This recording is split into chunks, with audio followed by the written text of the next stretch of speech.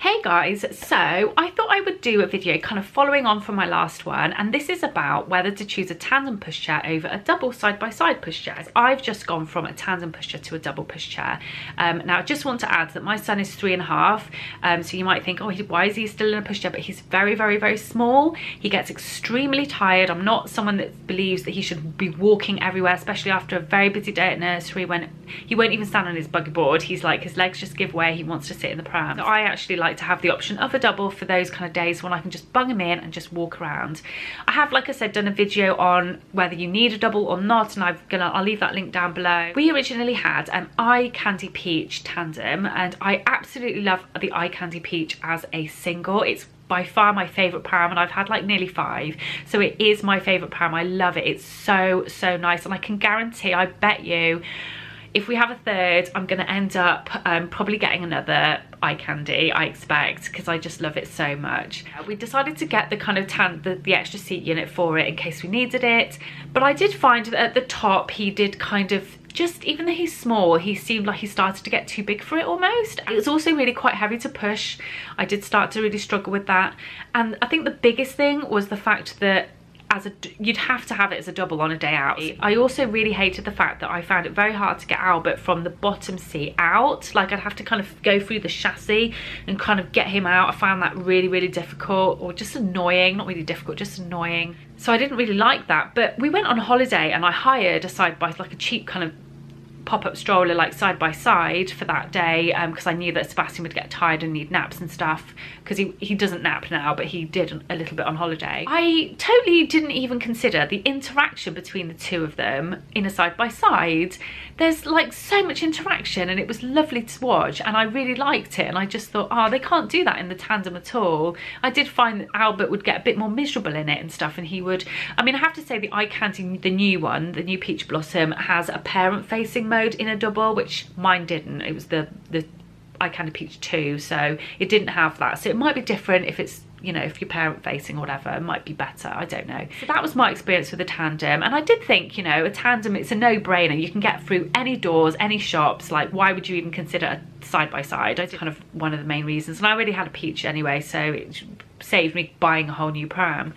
So I decided to sell that, and I did a bit of research, and I found the Mountain Buggy Duet, and it really isn't a very glamorous pram, but it does everything I need it to do. So what I wanted was a pram that could fit through most standard doors, and I'll insert a clip now of my Eye Candy Peach versus my Mountain Buggy, and the Mountain Buggy is as wide as a single pram, so it fits through pretty much every single standard door, and I live in a small cottage and it can fit through my doors no problem as a side-by-side double. So I'll insert that now. This is the side-by-side of the Eye Candy versus the Mountain Buggy Duet. You can see the width here of the wheels are pretty much almost exactly the same. There's not much difference in the width of the wheels. Now the chassis and the seats come out as far as the wheels, which is why a single pushchair looks a much more narrower, because obviously you need the seat to fit in the middle. You've only got one seat, and what Mountain Buggy have done is they've managed to get both seats kind of fitting in between the like middle, basically. So in terms of door space, you will have no trouble getting into any standard door with this. I've got quite narrow doors, as you can kind of see, and it fits through fine. So there's the comparison.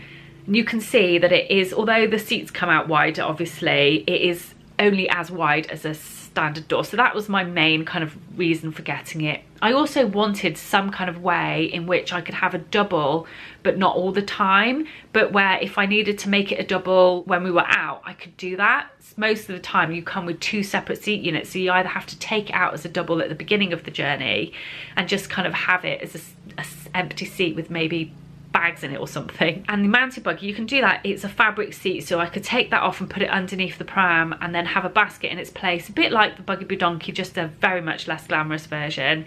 And that's what we have. We have the Joey basket that goes in the side. I have the spare seat unit underneath in case Sebastian really doesn't want to be on the buggy board. And the buggy board that comes with the Mountain Buggy is actually a scooter, so you just clip it on and you can push it along as a buggy board, but you can take it off and use it as a scooter as well. So it's really, really versatile pram.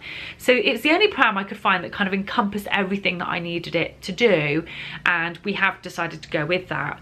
I will do a full review on this pram, and I'm going to be filming that in the next few days, so stay tuned for that. What I really love most about it is the fact that if we're walking home from preschool, because that's the only time that Sebastian will really kind of go in the pram, they can talk to each other, they can interact with each other, and it is really, really nice. The only downside to a side-by-side is that it depends on your child. They may kind of fuss a lot over the little baby, and if the baby is wanting to sleep, then they may not be able to because the older one's fussing over them or something. I don't know, that could be an issue for some people, but it isn't for us. Albert will sleep fine and Sebastian will just do his own thing. I just love the function. We don't use it as a double very often, just occasionally. Let me know what your thoughts are. That was kind of my experience on having a tandem versus a double, and I did probably talk a bit more about the Bounty Buggy there, but I would, like I said, I'll do a review. Some prams obviously are much wider. The Bugaboo Donkey, I love that pram, but it's much wider, as well as like a few of the other ones, like the City Deluxe, I think it is, Britax City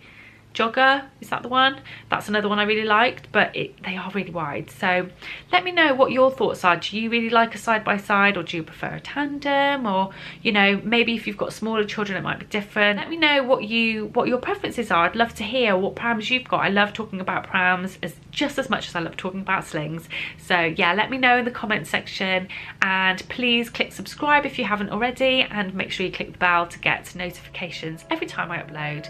And I'll see you guys soon. Bye.